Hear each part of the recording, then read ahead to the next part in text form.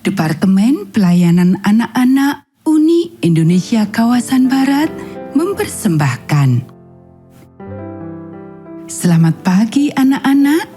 Kita akan merenungkan firman Tuhan melalui renungan pagi anak. Menjadikan Allah yang pertama. Hari ini tanggal 22 November. Mari kita awali dengan doa. Bapa di surga, kami akan belajar firman Tuhan. Tolong kami supaya kami dapat memahami firman Tuhan.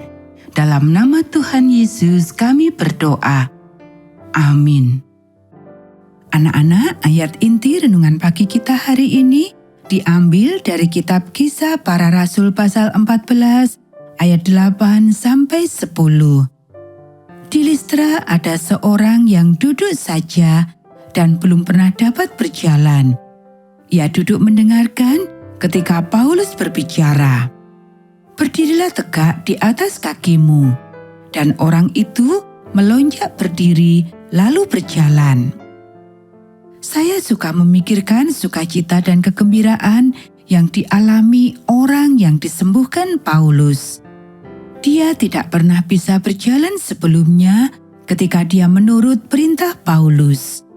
Coba bayangkan orang itu duduk di situ hari demi hari, tahun demi tahun, menyaksikan kegembiraan orang lain yang bisa berlari dan berjalan dan bermain, tapi tidak bisa menikmati kegembiraan itu sendiri.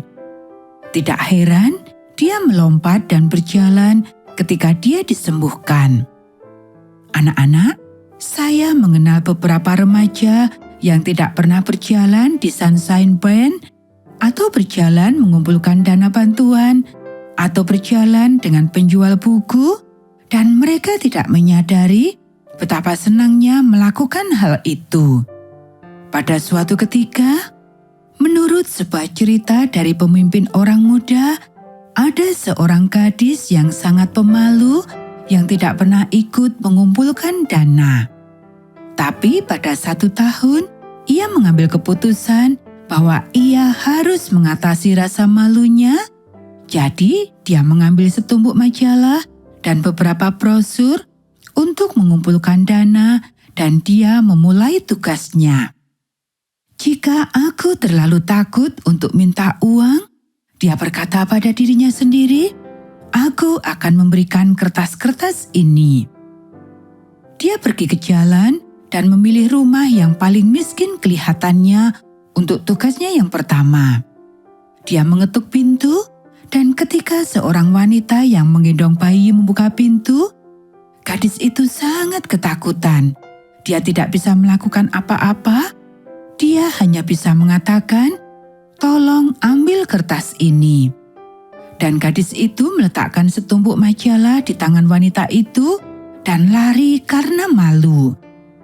Wanita itu tidak mau majalah itu, tapi dia mengambilnya dan meletakkan majalah itu di atas lemari dapurnya. Beberapa minggu berlalu, dan pada suatu hari yang dingin, dia duduk kedinginan sambil menggendong bayinya. Andaikan aku punya kertas, akan kutempelkan pada celah-celah dinding ini, katanya. Lalu ia mengingat tumpukan majalah itu.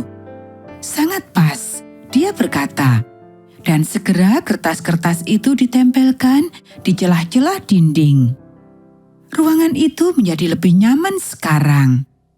Suatu hari, ketika dia duduk mengayun-ayun bayinya, matanya tertuju pada judul artikel di kertas yang ditempelkan di dinding. Itu sangat menarik, katanya, dan dia membacanya sampai habis. Kemudian dia mencari di sekeliling tembok itu dan membaca habis artikel itu.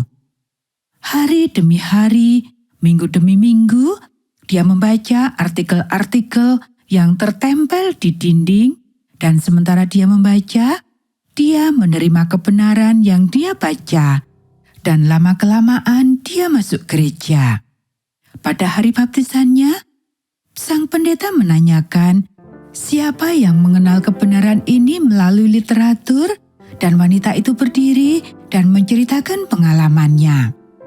Jika gadis pemalu itu tahu, dia pasti akan sangat senang. Dan dia akan tahu suatu hari kelak dan dia akan sangat gembira. Anak-anak, jika kamu belum pernah berjalan membagikan traktat, mulailah sekarang dan kamu akan sangat senang. Anak-anak, demikianlah renungan pagi kita hari ini. Mari kita akhiri dengan doa. Bapa di surga, terima kasih kami sudah belajar firman Tuhan. Tolong kami supaya kami boleh berani untuk membagikan traktat. Kiranya Tuhan memberkati kami hari ini saat kami belajar, bermain, dan membantu orang tua. Dalam nama Tuhan Yesus kami berdoa. Amin.